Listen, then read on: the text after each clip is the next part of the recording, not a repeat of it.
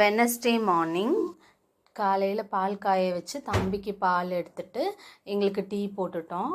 So tea குடித்ததுக்கப்புறம் நான் சமைக்கிற வேலைக்கு ஒன்று ஒன்றா ப்ரிப்ரேஷன் ஆரம்பிச்சிட்டேன். இன்றைக்கி அவரைக்காய் பொரியல் செய்கிறோம்.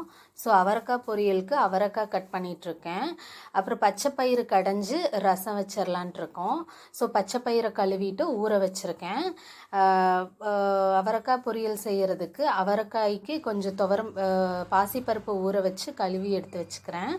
ஸோ பாசிப்பருப்பை குக்கரில் போட்டு அதில் நான் டபுள் பாயிலிங் மெத்தட் ரெண்டுமே ஒரே நேரத்தில் வெந்துடும். ஸோ காயை ஒரு கிண்ணத்தில் போட்டு உப்பு போட்டு லைட்டாக தண்ணி தெளித்து விட்டுட்டு கீழே பருப்பு வச்சுருக்கேன். பச்சைப்பயிரில் வெங்காயம், தக்காளி, பச்சை மிளகா, பூண்டு இது மட்டும் போட்டு வச்சுருக்கேன்.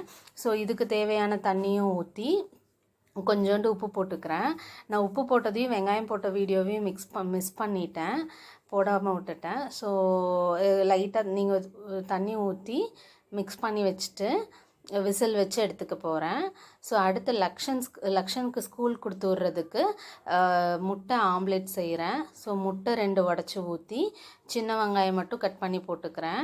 அவனுக்கு மிளகாலாம் எதுவுமே போடலை. நான் பெப்பர் போடலாம், பட் பெப்பர் போட்டால் அவன் சாப்பிட்டு வர மாட்டான், அப்படியே வச்சுருவான். ஸோ எண்ணெய் ஊற்றி ஆம்லேட்டுக்கு இது போட்டுட்டேன். முட்டையை நல்லா பீட் பண்ணி எடுத்தால் இந்த மாதிரி புசு புசுன்னு சாஃப்டாக வரும். அவனுக்கு இந்த மாதிரி கொடுத்தா கொஞ்சம் நல்லா சாப்பிடுவான். அதனால் இது மாதிரி கொடுத்துருக்கேன். அவன் சாப்பாடை தவிர்த்து எக்ஸ்ட்ரா கொடுக்குற ஐட்டம்ஸை மட்டும்தான் சாப்பிட்டு வருவான். சாப்பாட்டு ஐட்டமை சாப்பிட்றதுன்னா அவனுக்கு என்ன தான் ஆகுமோ தெரியல. அவங்க ஸ்கூல்லேயும் மேமும் ஒன்றும் சொல்ல மாட்டாங்களான்னு தெரியல, அப்படியே கொண்டு வரான் சாப்பாட்டை. ஸோ லக்ஷனுக்கு ஆம்லேட் போட்டாச்சு. நான் அடுத்து பொரியலுக்கான வேலையெல்லாம் வெங்காயம் சைட் பை சைடு உரிச்சிட்ருக்கேன். ஆம்லேட் எடுத்து வச்சிட்டாச்சு. இப்போ ரசம் வைக்கிறதுக்கு சீரகம், மிளகு, தக்காளி, புளி, பூண்டு எல்லாம் மிக்சியில் அடிச்சுட்டு எண்ணெய் ஊற்றி கடுகு, வரமிளகா தாளித்து இந்த அரைச்சதை போட்டு மிக்ஸ் பண்ணிட்டேன். ஸோ ரசம் கொதித்து வந்ததும் ரசத்தை இன்னொரு பாத்திரத்தில் மாற்றி எடுத்துக்கிட்டேன். ரசத்தை மாற்றி எடுத்துகிட்டு இதே பாத்திரத்துலேயே நான் பொரியலுக்கு தாளித்து விட போகிறேன். ஸோ பொரியலுக்கு எண்ணெய் ஊற்றி கடுகு, உளுந்த பருப்பு போட்டு வெங்காயம், பச்சை மிளகா போட்டு மிக்ஸ் பண்ணிக்க போகிறேன். மிக்ஸ் பண்ணிவிட்டு இங்கே குக்கரில் விசில் வந்ததை ஓப்பன் பண்ணி பார்த்துடலாம். ஸோ காயும் பருப்பும் நல்லாவே வெந்துருச்சு, கீழே பச்சை பயிரும் நல்லா வெந்துருச்சு. ஸோ நான் காயும் பருப்பையும் அந்த தாளித்த வெங்காயம் இதில் போட்டு மிக்ஸ் பண்ணிக்க போகிறேன். இங்கே பச்சை பயிரை நல்லா கடைஞ்சி விட்டுக்க போகிறேன். ஸோ தேங்காய் போட்டு காயையும் போட்டு மிக்ஸ் பண்ணி கிளறி சால்ட் போட்டு எடுத்தால் பொரியல் ரெடி ஆயிடுச்சு. ஸோ இப்போ பச்சை பயிரை தாளிக்கிறதுக்கு சட்டியில் எண்ணெய் ஊற்றி கடுகு, சீரகம், மல்லி போட்டு ஒரு வரமிளகா போட்டு தாளித்து இதில் ஊற்றி மிக்ஸ் பண்ணி எடுத்துக்கிறேன்.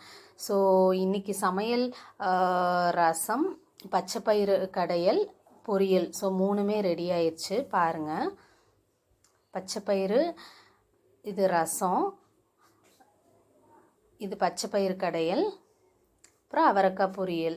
ஸோ 3மே ரெடி பண்ணிட்டேன். காலையில் எழுந்திரிச்சு இந்த மாதிரி காலையில் குழம்பு, ரசம், பொரியல் வேலை மட்டும் நான் செய்வேன். அத்தை சாப்பாடாக்கிடுவாங்க. நான் இப்போ எங்களுக்கு காலையில் சாப்பிட்றதுக்கு தோசை சுடுறேன்.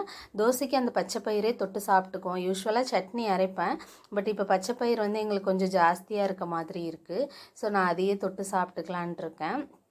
ஸோ அவ்வளோதாங்க இந்த வீடியோ பிடிச்சிருந்தா லைக் பண்ணுங்கள், ஷேர் பண்ணுங்கள், அண்ட் மறக்காமல் சப்ஸ்கிரைப் பண்ணிக்கோங்க. தேங்க்யூ ஸோ மச் ஃபார் வாட்சிங் திஸ் வீடியோ.